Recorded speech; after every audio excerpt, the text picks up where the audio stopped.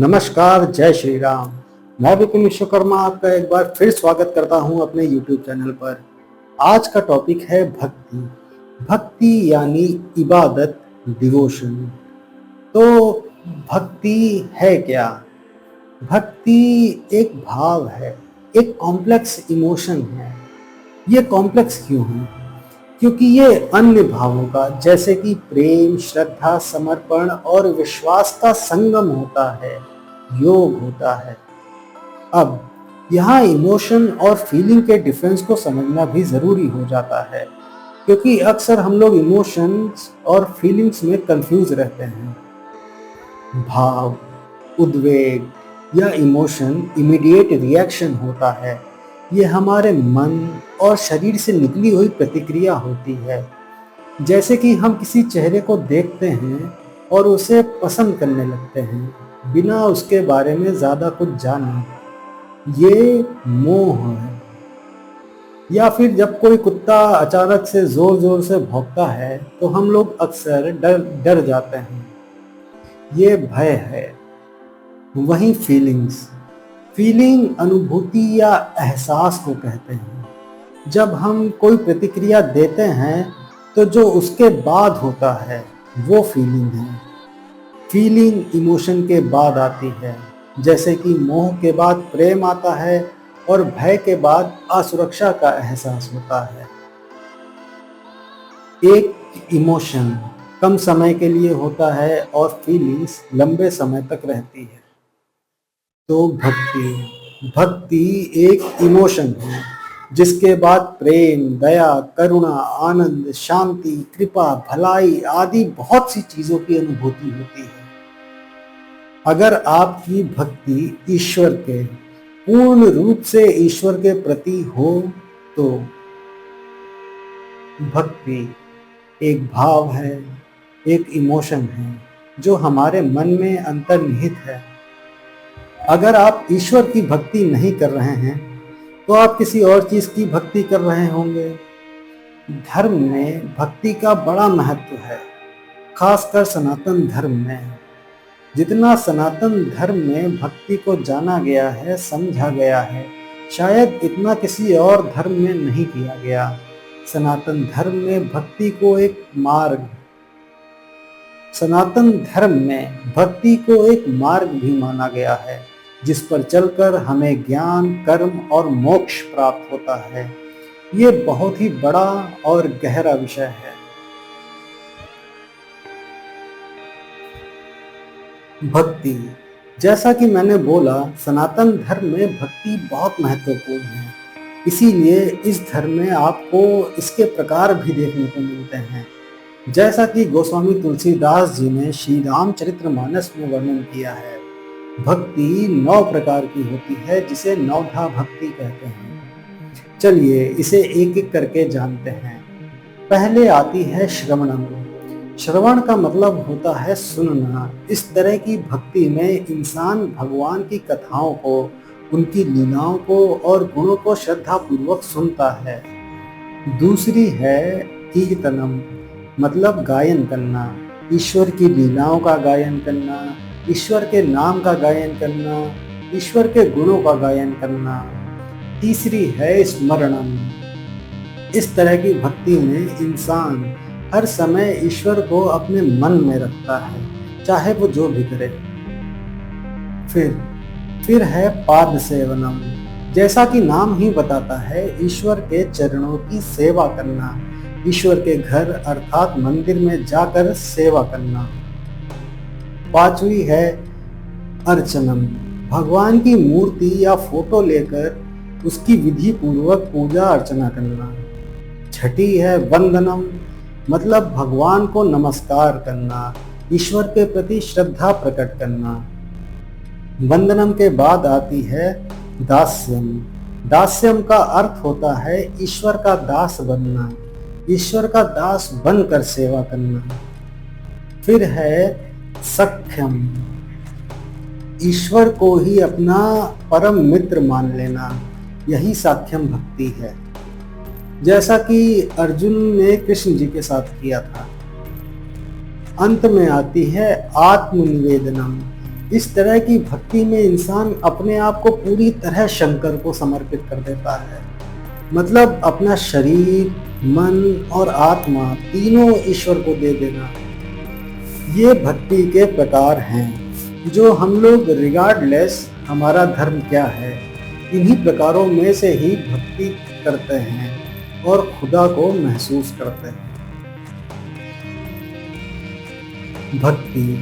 भक्ति के बाद अब बात मोक्ष की करते हैं। सनातन धर्म में मोक्ष को सबसे बड़ा अचीवमेंट माना गया है, मगर क्यों, आखिर ये होता क्या है?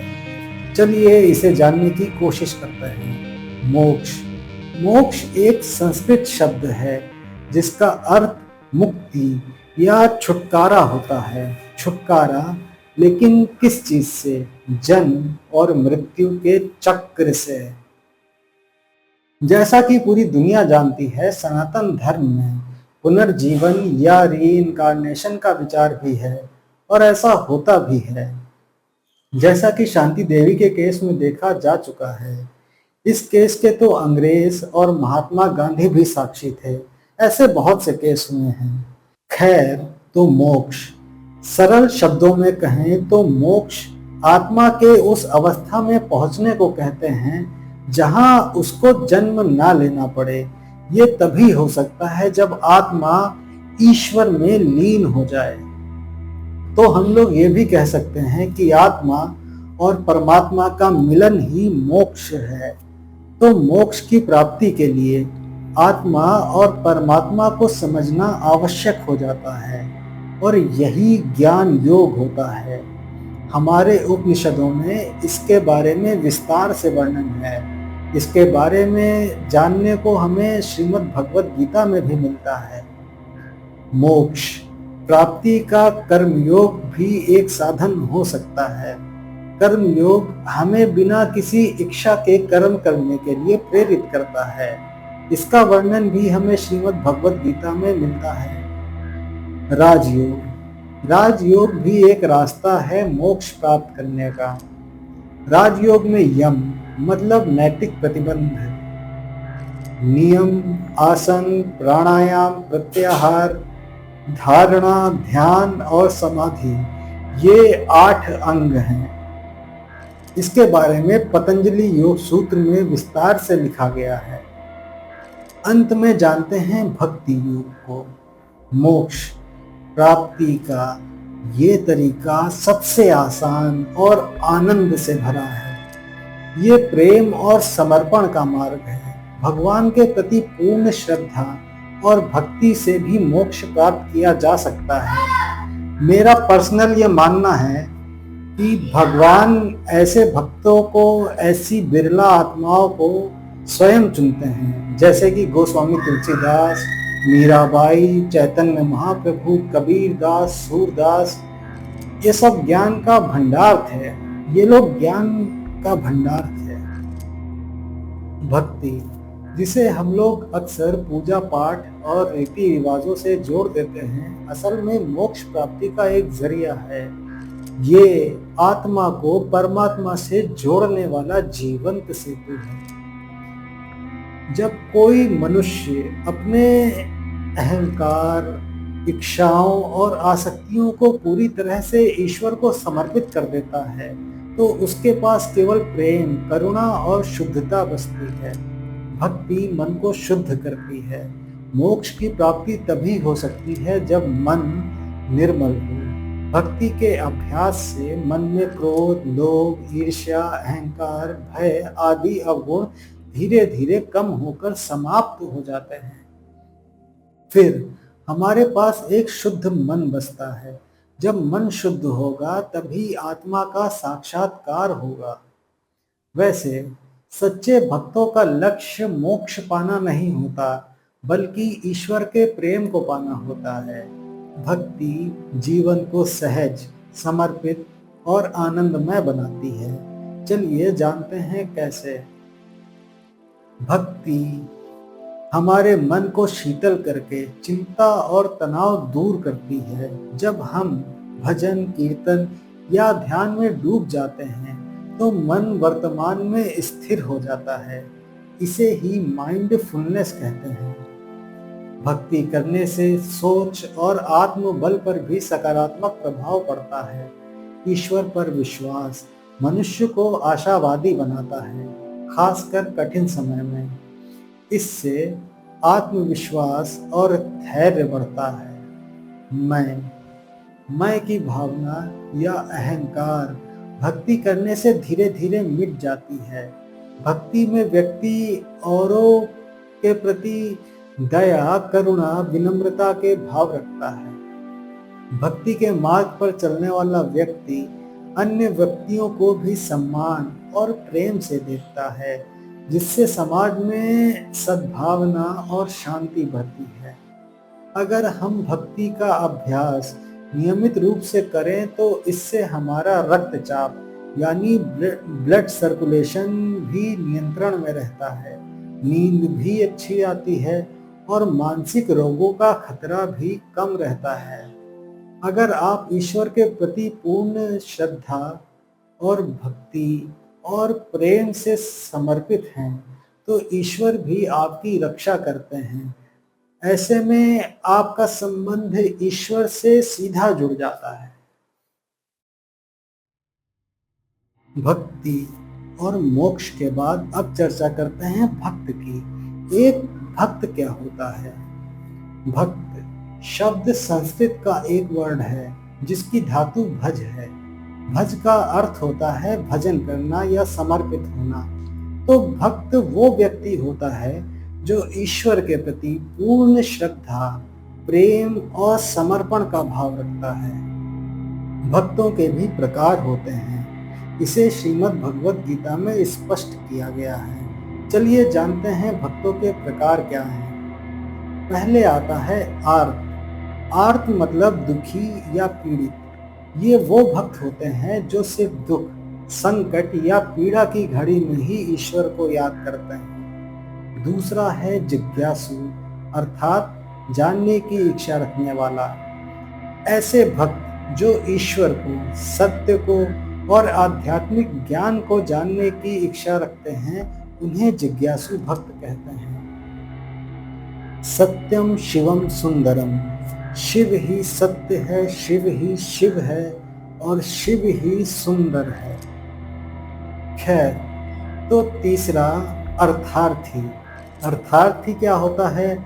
ऐसे भक्त जो धन या सुख की कामना रखते हैं। ये भक्त भगवान का भजन सिर्फ इसीलिए करते हैं क्योंकि उन्हें ऐश्वर्य चाहिए, धन चाहिए, सुख सुविधाएं चाहिए। आज के युग में ऐसे भक्तों की संख्या शायद सबसे ज्यादा है। अंत में आता है ज्ञानी। ज्ञानी ऐसे भक्त होते हैं जो सत्य या तत्व को जान चुके होते हैं और ईश्वर की भक्ति इसीलिए करते हैं क्योंकि वही परम सत्य है, वही सर्वश्रेष्ठ है। एक ज्ञानी भक्त भक्तों के बाकी प्रकारों में से सर्वश्रेष्ठ माना जाता है क्योंकि वो बिना किसी स्वार्थ के ईश्वर से प्रेम करता है। ऐसे पुरुषों के अंदर जन कल्याण की भावना होती है। ऐसे लोग संत, महात्मा कहलाते हैं। अंत में मैं यही कहूँगा, अगर भक्ति सच्ची है तो जीवन में शांति आएगी, जीवन को सही दिशा मिलेगी। ये हमें दुखों को सहने की क्षमता प्रदान करती है। भक्ति हमें दुख में भी सुख की अनुभूति देती है। तो ज्ञानी भक्त बनिए और सत्य को स्वयं महसूस कीजिए। ये वीडियो यहीं समाप्त होता है। अगला वीडियो होगा ज्ञान पे।